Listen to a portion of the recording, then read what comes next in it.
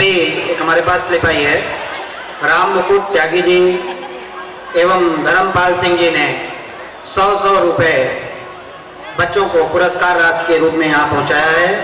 मैं उनका धन्यवाद करता हूँ और आशीर्वाद को ही पर्याप्त समझता हूँ।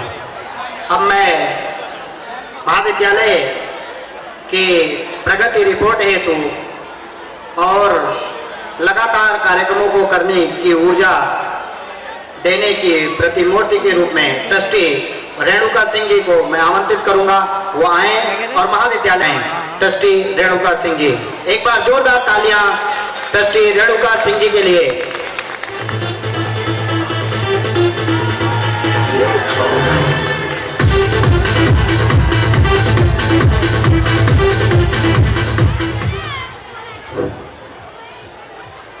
आदरणीय अध्यक्ष जी, विशिष्ट अतिथि, समस्त उपस्थित जन, थाने से आए हुए मेहमान इंस्पेक्टर सर आदि समस्त उपस्थित छात्र छात्राएं एवं उनके अभिभावक, सर्वप्रथम मैं सभी को इस प्रांगण में अपने बहुमूल्य कीमती समय में से हमारे लिए जो यहाँ उपस्थित होकर प्रांगण में आपने आशीर्वाद दिया है बच्चों को भी और हमें भी, उसके लिए बहुत बहुत धन्यवाद करती हूँ और आपका स्वागत भी करती हूँ। हमारी यात्रा महाविद्यालय की सन 2000 से प्रारंभ हुई केवल 17 बच्चों से और आज 17 वर्ष ही ये प्रारंभ करने जा रहा है इस वर्ष और करीब 1000 से ज्यादा बच्चा यहाँ पर शिक्षा ग्रहण कर रहा है।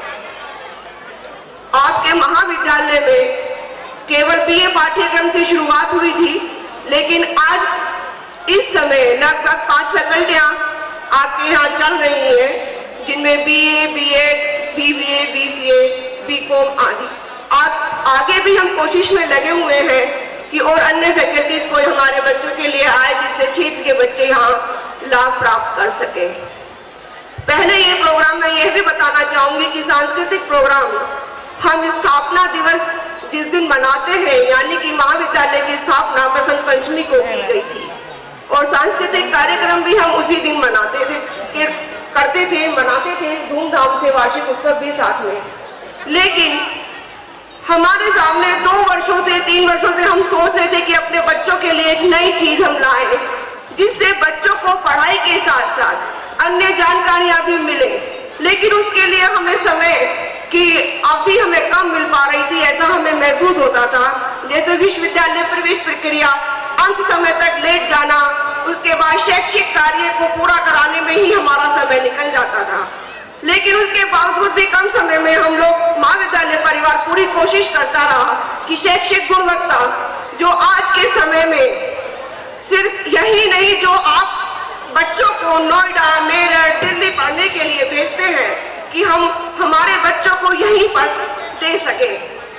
इसी को सोचकर, इसी सोच के साथ हमने शैक्षिक गुणवत्ता में आपके लिए महाविद्यालय परिवार में शैक्षिक गुणवत्ता हेतु सेमिनार्स, प्रोजेक्ट वर्क, एग्जीबिशंस आदि कार्य किए। इनके साथ साथ खेल कूद का भी हम लोग पूरा ध्यान रखने की कोशिश करते हैं कि बच्चे खेल कूद में भी आगे जाए और इस वर्ष आपके महाविद्यालय के बच्चे खेल कूद में ब्लॉक से भी खेले, जिला स्तर पर भी खेले और विश्वविद्यालय पे भी जाते रहे हैं।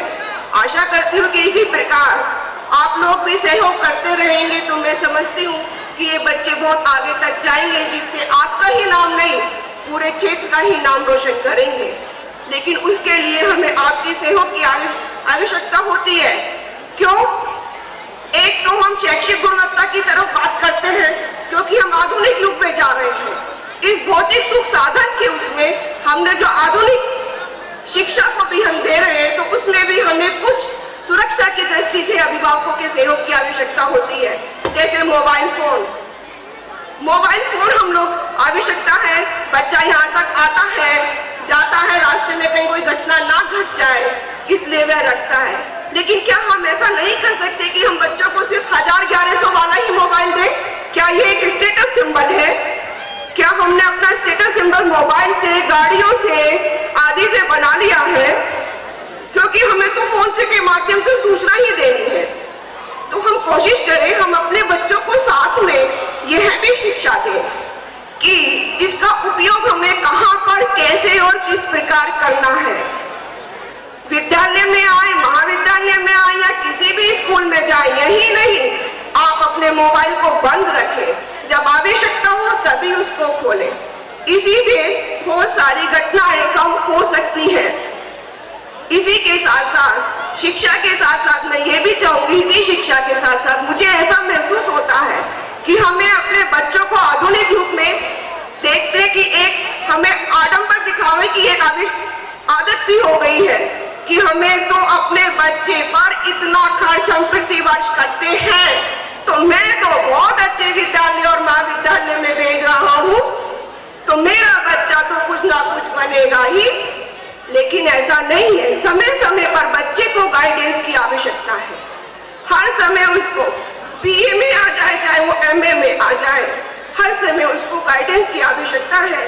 इसीलिए हमने बसंत पंचमी पर जो कार्यक्रम हम प्रतिवर्ष करेंगे वो अपने बच्चों के लिए इस प्रकार का होगा कि जब वह यहाँ पर आए तो उसको उसके माध्यम से जागरूकता किस चीज की मिले, शैक्षिक तो मिले ही, विषय संबंधित के साथ साथ एक रोजगार संबंधी शिक्षा मिले। जब वह बीए में आता है या बीकॉम में आता है, उसको ये नहीं पता कि मैं क्यों ले रहा हूँ एडमिशन और मुझे किस दिशा में जाना है, उसको नहीं पता है। तो इसी बात को सोचते हुए हमने प्रति वर्ष हम कोशिश करेंगे, एक गेस्ट लेक्चर की हमने व्यवस्था की है जिसमें रोजगार संबंधी उनको जानकारियां दी जाए, शैक्षिक संबंधी उनको और अन्य जानकारियां दी जाएं, किस प्रकार से वो आगे जिस विभाग में जाना चाहते हैं उसकी सीढ़ियों को चढ़ के वो आगे जा सके। और इसी के साथ साथ मैं ये भी कहना चाहूंगी कि शिक्षा में जो आवश्यकता है वो हमें अपने बच्चों को आधुनिक के साथ साथ हार्ड वर्क की, कठिन परिश्रम की। बच्चा 99% रिजल्ट लाता है लेकिन उसके बाद भी वो वहीं खड़ा है, कहीं नहीं है। कहाँ कमी है, कुछ तो कमी है कहीं ना कहीं, उसको ढूंढना है हमें। हार्ड वर्क के साथ साथ विल पावर की, आत्मशक्ति की। अगर कोई कहीं दिक्कत आती है, सिर्फ पढ़ाई में ही नहीं, जीवन की अन्य समस्याएं होती हैं, उसके लिए भी हमें बच्चों को तैयार करना है, वह भी शिक्षा के ही माध्यम से होगा। और साथ साथ में डेडिकेटेड यानी कि समर्पण की भावना हमें अपने बच्चों में डालनी होगी और वह तभी हो पाएगा संभव जब अभिभावक गुरुजन दोनों मिलकर कार्य करें। कहने का अर्थ है कि अभिभावक समय समय पर विद्यालय महाविद्यालय में अपने बच्चों का पता करते रहे। उनसे एक बार अगर आप ये कह दें, मैं समझती हूँ कि विद्यालय, कोई भी विद्यालय हो या महाविद्यालय हो, कि कोई शिकायत नहीं आनी चाहिए, तो देखिए अपने आप अनुशासन में आ जाएगा। एक बार करके तो देखिए, आप एक बार ये कहें जब वो बच्चा घर से निकले कि महाविद्यालय से कोई शिकायत नहीं आनी चाहिए या अन्य कोई घटना की शिकायत नहीं आनी चाहिए। जब गुरुजन और टीचर गुरुजन और अभिभावक मिलके काम करें तो ये बच्चा अपने आप आगे निकल जाएगा, उसको दिशाहीन होने से हम बचा पाएंगे। इसलिए मैं समझती हूँ कि सभी लोग, जिस प्रकार लास्ट ईयर भी मैंने निवेदन किया था कि रेगुलर बच्चों को भेजें तभी हम कुछ कर पाएंगे, यानी कि हफ्ते में 2 दिन आप भेजेंगे तो बच्चा 4 दिन, आप सोचिए हम कितना पीछे पहुंच गए।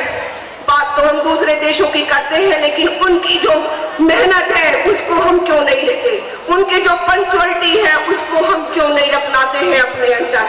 अपनाना है ये सब चीज और शिक्षा देनी है।